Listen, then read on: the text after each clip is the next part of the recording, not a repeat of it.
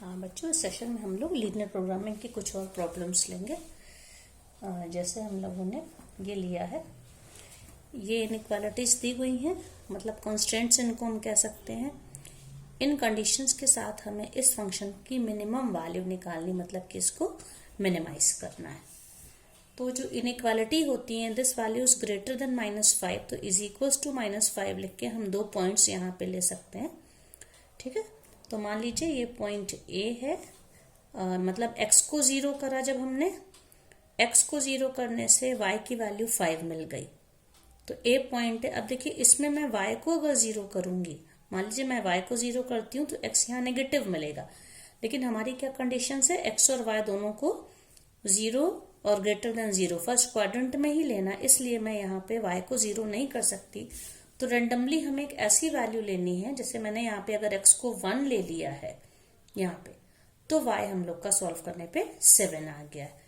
तो मान लीजिए ये कौन सा पॉइंट है, ये b है, जिसके कोऑर्डिनेट्स हैं 1, 7। तो अब इसको हम लोग को प्लॉट करना है बच्चों। तो 0, 5 कहाँ पे होगा, देखिए x coordinate 0 and y coordinate 5, ये होगा, ये पॉइंट है a। और 1, 7 कहाँ पे आप होगा, आप देखिए ये 1 है और यहाँ कहीं इसकी सीध पे 7। तो ये देख लीजिए, इसको अगर मैं स्केल से मिलाऊं, ये 7 है, तो हम कह सकते हैं 1 की सीध में ये 7, ये यहाँ पे कहीं पे आएगा। ये आप देखिए, ये लगभग यहाँ पे आ रहा है। ठीक है, तो ये पॉइंट कौन सा है, ये है बी पॉइंट है। तो इनको मिलाते हुए हम एक लाइन ड्रॉ करेंगे। ये जो हमारा ग्राफ होगा, ये किस इनइक्वालिटी के लिए होगा, फर्स्ट वाली है, आप देखिए 2x minus y is equals to -5 के लिए। अब आप इसमें देखिए, ये सिंबल ग्रेटर देन का, यहाँ पे अगर 0 और 0 रखें, सो 0 इज ग्रेटर देन -5।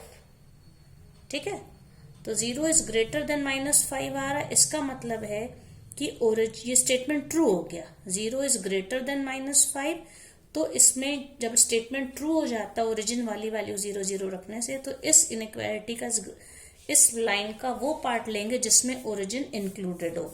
तो मतलब इसका कौन सा पार्ट हो जाएगा, देखिए राइट साइड वाला, ये वाला पार्ट होगा। ठीक है, ये वाला पार्ट होगा। और ये हमारे यूज का नहीं, क्योंकि हमें x और y दोनों ग्रेटर देन 0 है, मतलब फर्स्ट क्वाड्रेंट में ये हिस्सा, और इसका कौन सा पोर्शन, ये देखिए आप, राइट वाला। ठीक है, इसी तरह से अब हम लोग दूसरा प्लॉट करेंगे इस इनइक्वालिटी के लिए। 3x plus y is equals to 3 के लिए यहाँ पे हम लोग एक बार x को 0 लेंगे तो y 3 मिलेगा, और y को 0 लेंगे तो x 3। तो 2 पॉइंट्स हमें मिले। मान लीजिए ये पॉइंट है C और ये पॉइंट है D। C पॉइंट क्या है बच्चों, 1, 0। 1, 0 कहाँ पे मिलेगा, x कोऑर्डिनेट 1 और y कोऑर्डिनेट 0, तो ये पॉइंट है, दिस इज C। ठीक है, और दूसरा पॉइंट क्या है, 0, 3। 0, 3 हम लोग को यहाँ पे कहीं मिलेगा। आप देखिए ये पॉइंट है, ये हो गया D। तो C और D को मिलाते हुए जो लाइन ड्रॉ करेंगे हम लोग, ये C और D को मिलाते हुए लाइन है। ये किसका ग्राफ हम लोग ने बनाया, ये है 3x plus y is equals to 3 का। अब यहाँ पे देखिए, इसमें अगर हम 0 रखते हैं वैल्यू, ये 0 रखिए, ये 0 रखिए, तो हमें क्या मिलेगा, 0 plus 0 is greater than 3, that is false. तो ये स्टेटमेंट फॉल्स हो गया।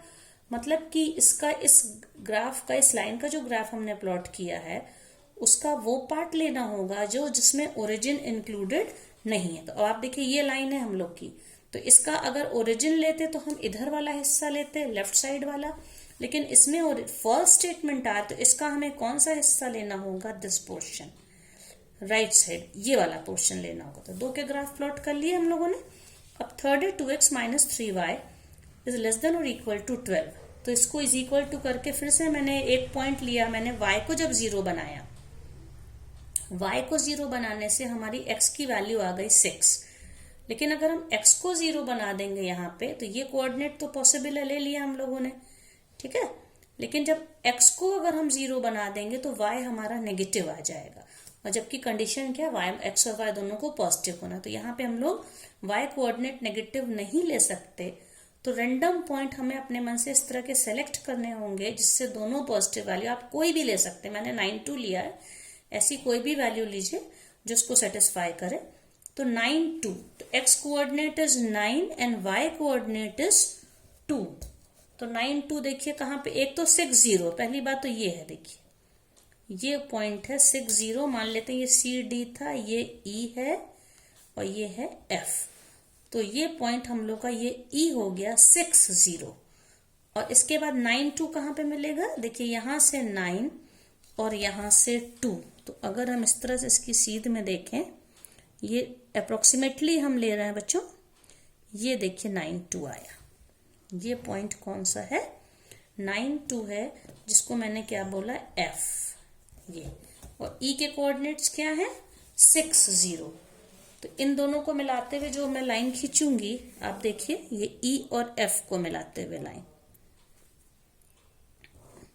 ये किसका मैंने प्लॉट, किसको मैंने खींचा, ये कौन सी लाइन है, 2x minus 3y is equals to 12।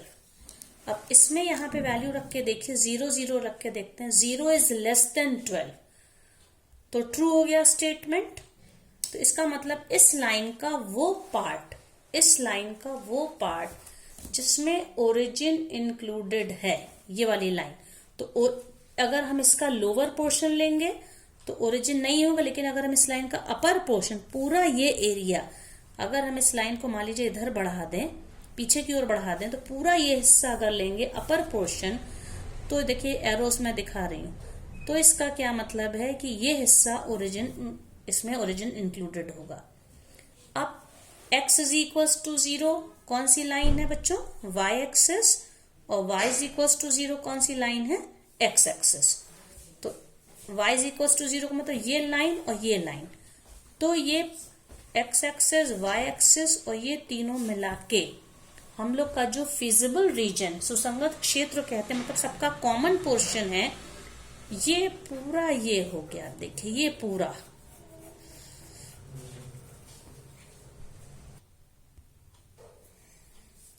तो ये जो फिजिबल रीजन है बच्चों, ये एक ओपन, अभी तक इसके पहले जो हम लोगों ने पढ़ा था वो सब क्लोज्ड पॉलीगॉन थे, क्लोज शेप में कॉमन पोर्शन होता था।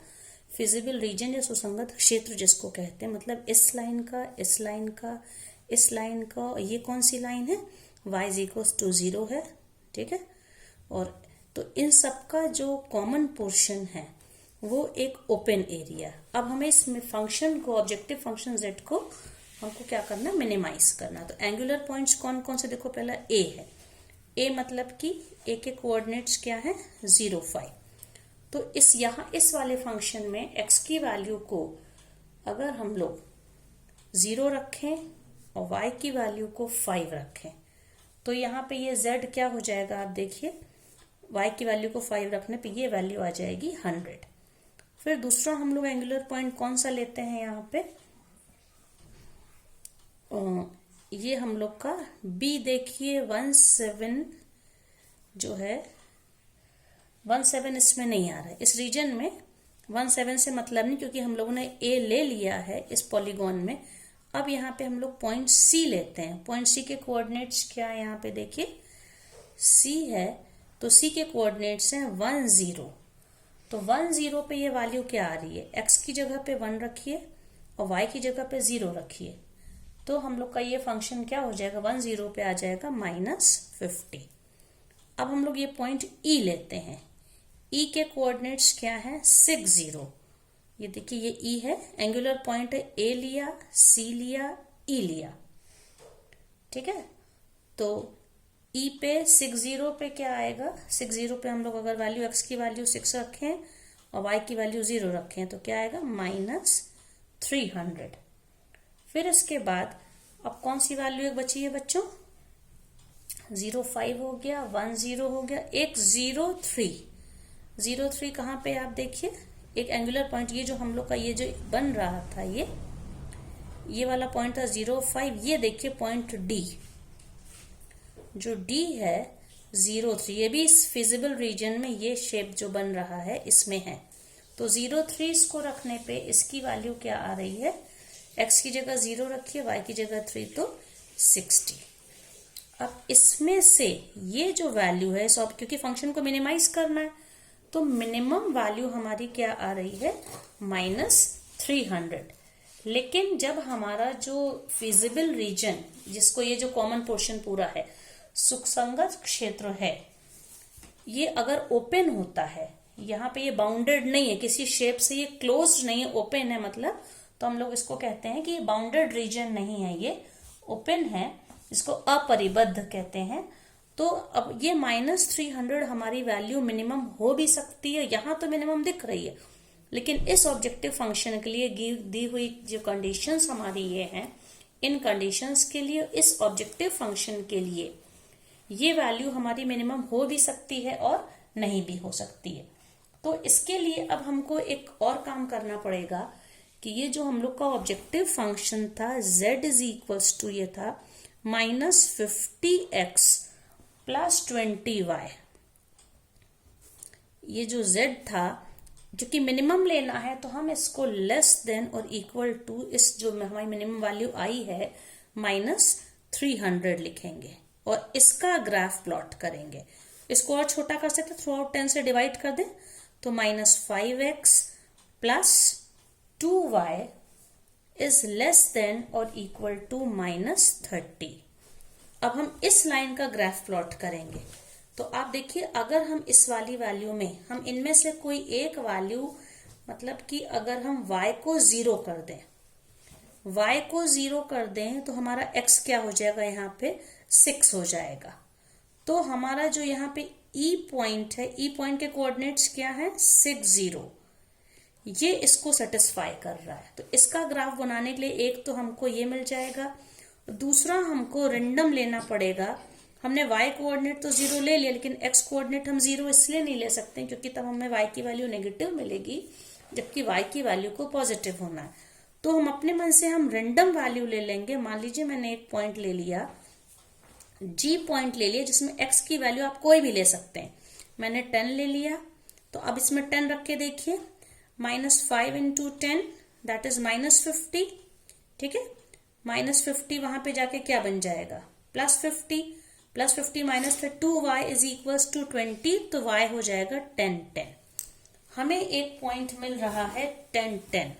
अब आप देखिए ये 10 10 पॉइंट कहाँ पे होगा, एक ये 10 और यहाँ पे इधर, ये बच्चों मैंने अंदाज से वैल्यू ली है, ये बहुत एक्यूरेसी के साथ नहीं है ये।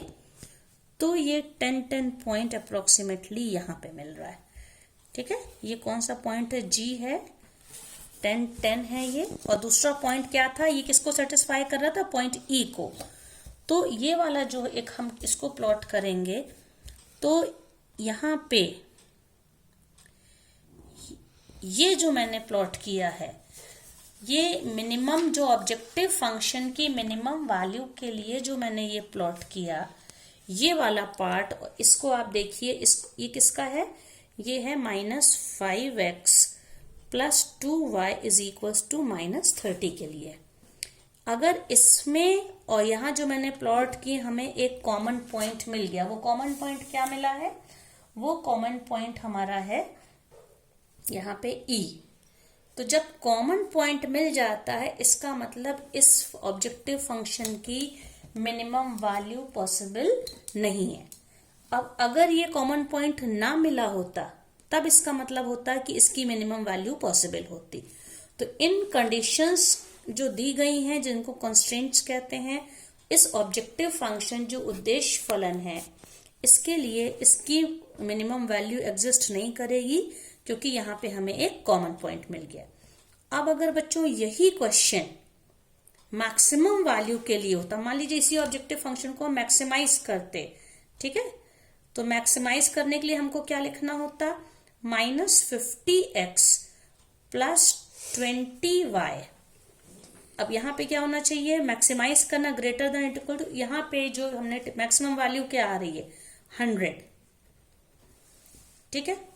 इसको और छोटा कर सकते हैं, -5x, ये this is 20y, -5x + 2y is greater than और इक्वल टू 10।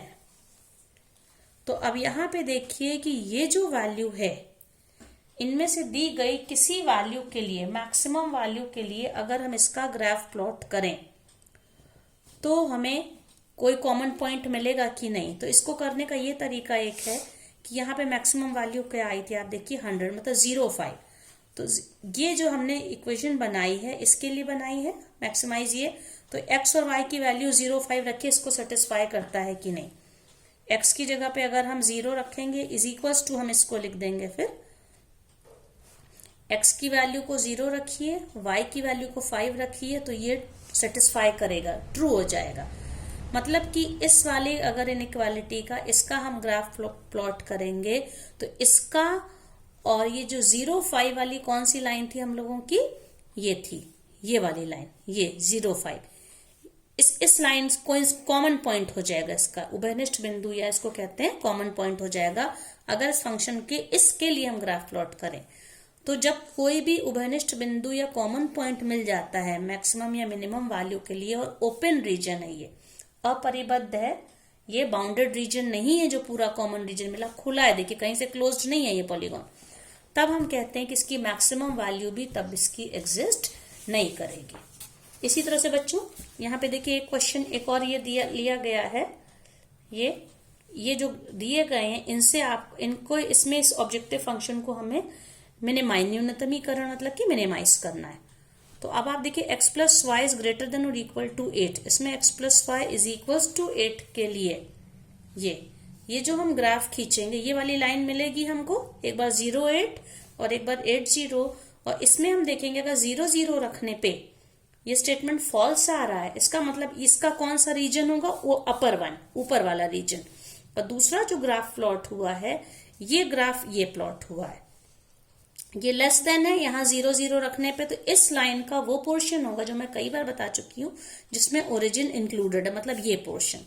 तो जो दो हमें इनइक्वालिटीज दी हैं इसके लिए अब ये वाला पोर्शन और इस ग्राफ के लिए लोअर पोर्शन, तो देखें दोनों का कोई भी कॉमन रीजन नहीं है, मतलब यहाँ पे कोई भी फिजिबल रीजन नहीं है, इसलिए यहाँ पे कोई सुसंगत या फिजिबल सोल्यूशन एग्जिस्ट नहीं करता है। तो इस तरह से इस प्रॉब्लम के लिए कोई भी हम फंक्शन को मिनिमाइज नहीं कर सकते। अब इससे ये भी पता चलेगा बच्चों कि इसमें कि जो सुसंगत क्षेत्र या फिजिबल रीजन होता वो हमेशा एक कॉन्वेक्स पॉलीगॉन होगा, ठीक है, और इसके अधिकतम जो या मिनिमम वैल्यूज होंगी वो इसके जो हमें पॉलीगॉन मिलेगा उसके किसी भी एक वर्टेक्स पर होंगे, और किसी एक इसका जो ऑब्जेक्टिव फंक्शन के कभी कभी एक से ज्यादा मैक्सिमम या मिनिमम वैल्यूज मिल सकती हैं, कॉन्वेक्स जब क्लोज्ड है एक से ज्यादा वैल्यू मिल जाएंगी इसमें, जब एक से ज्यादा मिलेंगी इसका मतलब इन दोनों को मिलाने वाली लाइन पर वो इसका हर पॉइंट पे ये मैक्सिमम या मिनिमम होगा।